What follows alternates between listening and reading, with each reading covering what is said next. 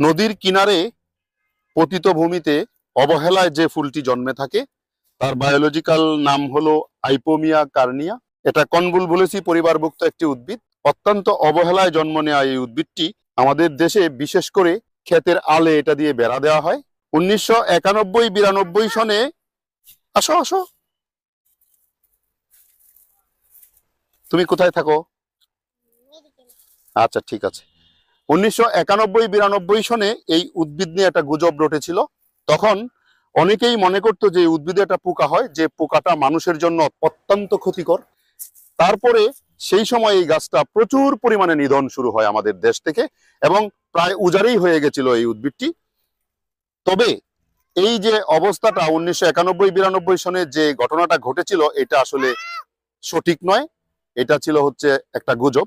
এই উদ্ভিদের কাণ্ড এবং পাতা দিয়ে মন্ড